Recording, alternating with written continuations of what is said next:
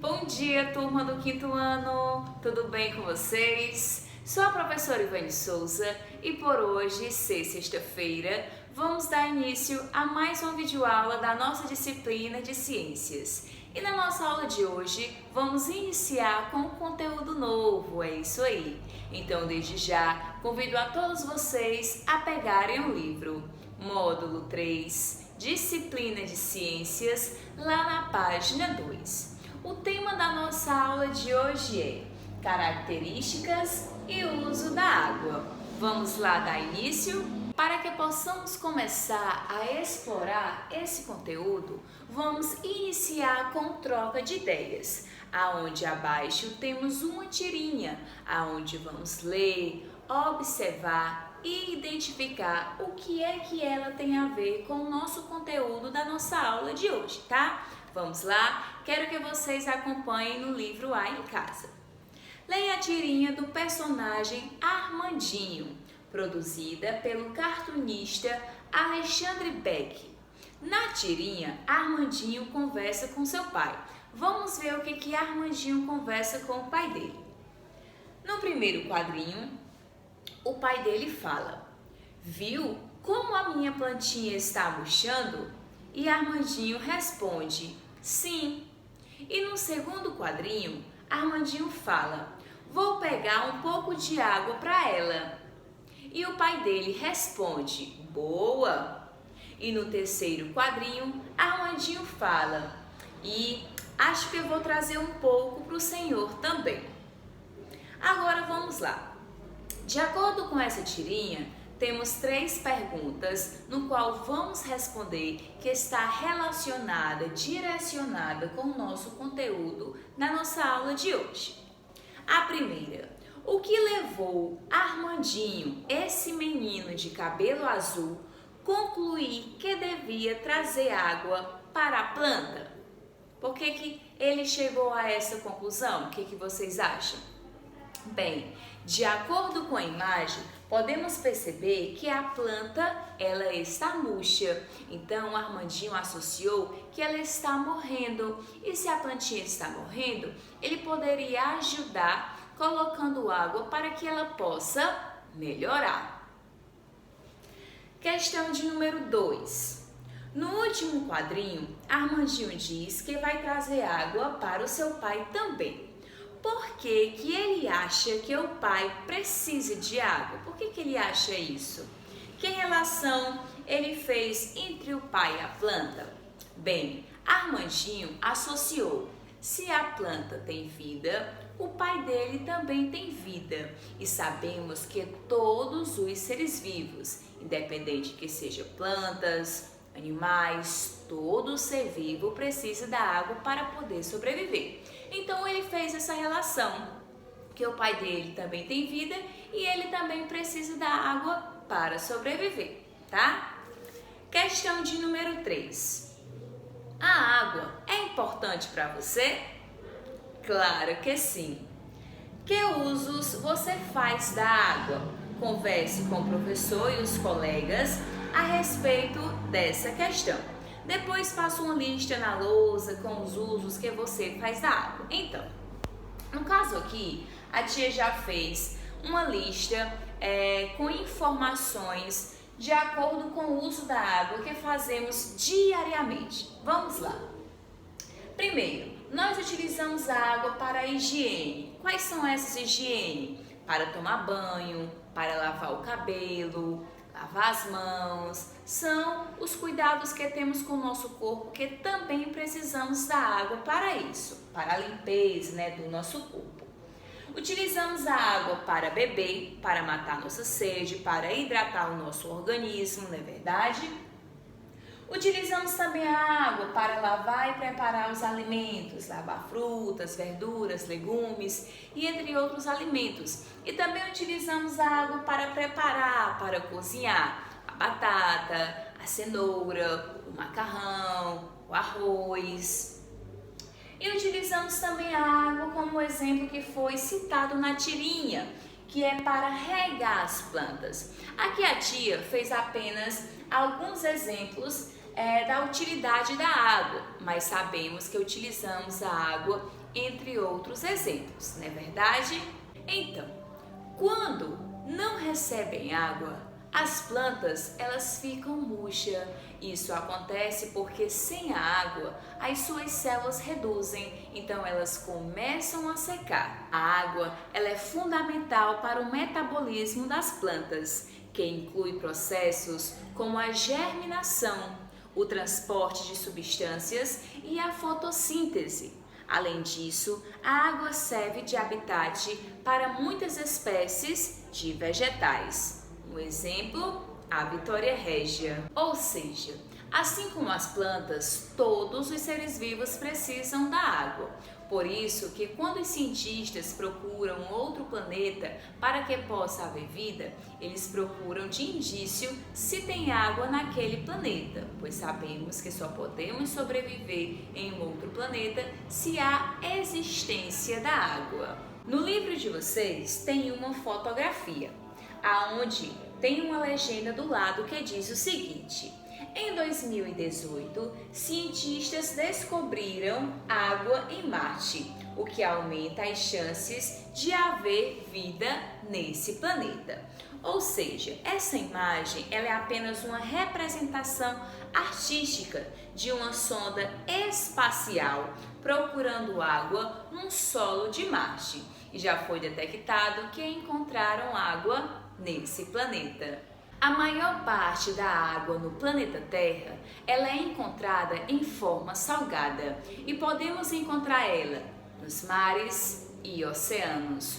Uma outra parte, ela é encontrada nos polos, nas geleiras, e uma pequena parte é encontrada em rios, lagos, cachoeiras. Podemos também encontrar a água no ar, em forma de vapor. Toda essa água que circula na natureza, ela pode ser encontrada em 3 estados físicos. Eles são sólido, líquido e gasoso. E de acordo com como a água é encontrada em cada estado físico, as moléculas da água ela vai mudar a sua substância. O que são moléculas? No livro de vocês diz o seguinte: a molécula de água é formada por 2 elementos, 2 hidrogênio e 1 oxigênio, ou seja, podemos dizer que a fórmula da água ela é conhecida como H2O, porque são 2 hidrogênios e 1 oxigênio. Vamos lá. No livro de vocês diz o seguinte: no estado sólido, é possível perceber que as moléculas de água elas estão bem unidas, formando uma estrutura.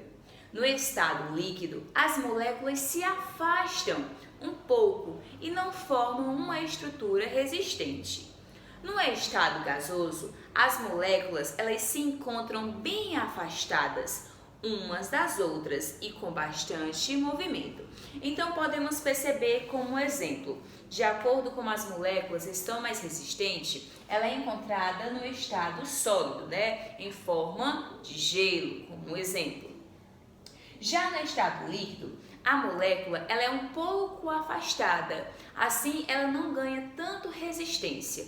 Podemos encontrar nos rios, lagos, na torneira, água que cai do chuveiro, são exemplos da água no estado líquido. Já no estado gasoso, as moléculas elas são bem afastadas, bem separadas, o que causa movimentos entre elas, ou seja, podemos encontrar a água no estado gasoso em forma de vapor. Em relação aos estados físicos da água, eles podem sofrer mudanças de acordo com a temperatura do ambiente. Essas mudanças são fusão, solidificação, vaporização e condensação. Qual é a fusão? A fusão é a passagem do sólido para o líquido, ou seja, o gelo. O gelo é a água no estado sólido. A partir do momento que o gelo ele recebe uma temperatura quente, ele vai o quê? Ele vai derreter. Então, o que era gelo passou a se transformar em uma água em forma líquida. Então, fusão é a passagem do sólido para o líquido. Já na solidificação, é o inverso, é a passagem do líquido para o sólido. Um exemplo disso, quando colocamos a água no estado líquido dentro do congelador em um recipiente, essa água em estado líquido, ela vai receber uma temperatura fria e ela vai se transformar em quê? Em gelo. Então, a passagem da solidificação é a passagem do estado líquido para o sólido, é só o inverso. Já na vaporização, é a passagem do estado líquido para o gasoso. Um exemplo disso é quando o Sol evapora a água dos rios, lagos e mares. Ou seja, a água dos rios, ela está no estado líquido. A partir do momento que o Sol, ele coloca uma temperatura quente para a água dos rios, essa água vai se evaporar, ou seja, ela vai se transformar em vapor. E o vapor de água é o estado gasoso. Então, a vaporização é a passagem do estado líquido para o gasoso. Já a condensação é a passagem do estado gasoso para o líquido. É o inverso da vaporização. Um exemplo, as nuvens, elas são água em forma de vapor, né? Então, ela está no estado gasoso. Quando ela recebe uma frente fria, as nuvens, elas vão se transformar em gotículas de água, que é a chuva que chamamos. E então, a chuva é água no estado líquido. Ou seja, a condensação é a passagem do estado gasoso para o líquido. Entenderam direitinho como funciona as mudanças dos estados físicos da água? Espero que sim. De acordo com as características da água, podemos identificar e reconhecer que na natureza existe o ciclo da água. O ciclo da água é um permanente processo de mudanças nos estados físicos da água na natureza. A tia vai explicar através de desenhos. Vamos só observar aqui. O Sol. Quando o Sol aquece a água dos rios, lagos e mares, o nível da água ela vai diminuir. Por quê? Porque quando o Sol aquece a água, ela diminui. E o que foi diminuído vai se transformar em vapor. E o vapor, ele vai subir e também ficar presente no ar, né, no ambiente em que vivemos. Quando ele sobe, ele vai se condensar, ou seja, ele vai se concentrar e acaba se transformando em nuvens. A partir do momento que as nuvens recebem uma frente fria, essas nuvens elas vão se transformar em gotículas de água. É aí o momento que vai chover. E a água da chuva, ela cai de volta aos rios, lagos e mares. E vai preencher de novo aquele espaço. A partir do momento que a chuva vai embora, vai aparecer o sol e vai fazer o mesmo processo. Então, chamamos isso de ciclo da água, que é um ciclo contínuo da água na natureza, onde a água ela passa por vários processos de mudanças de acordo com os seus estados físicos. Então, no livro de vocês tem todo o processo passo a passo de como ocorre o ciclo da água na natureza.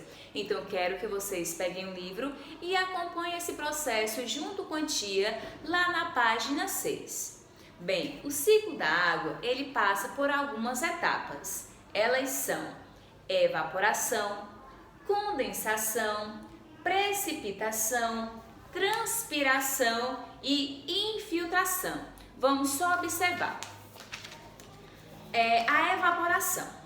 O calor do sol aquece a água dos rios, lagos e mares e oceanos, fazendo evaporar, igual como a tia falou, identificando aqui na imagem. A condensação. À medida que sobe o vapor de água, atinge as camadas mais frias da atmosfera. e se condensa, ou seja, passa do estado gasoso para o estado líquido, formando assim as nuvens. Precipitação. As gotículas de água presentes nas nuvens podem cair em forma de chuva, neve, granizo, reabastecendo os rios, lagos e mares. Volta de novo para onde ela veio, tá? A transpiração. Os seres vivos liberam água no ambiente pela transpiração, ou seja, através do suor. Nós, seres humanos, também realizamos a transpiração, assim como os vegetais. Nós transpiramos, ou seja, nós suamos, e essa água vai para a natureza e ela vai em forma de vapor, devido pelo sol, a temperatura quente, aquecer essa água que está sendo eliminada pelo nosso corpo. A infiltração. Grande parte da água da chuva infiltra-se no solo, ou seja, na terra, podendo formar depósitos subterrâneos, ou também conhecido como águas subterrâneas, que são as águas encontradas num subsolo que fica abaixo da terra. E então, crianças, de acordo com essas informações, agora é hora da atividade. Vocês irão realizar a atividade lá na página 9, na página 10 e na página 11. Ao concluir a atividade, vocês vão tirar uma foto e me enviar. Mas se estiver com alguma dúvida, pode entrar em contato com a tia que a gente resolve esse assunto, tudo bem? Então a tia vai ficando por aqui. Um beijo e até a nossa próxima aula. Tchau!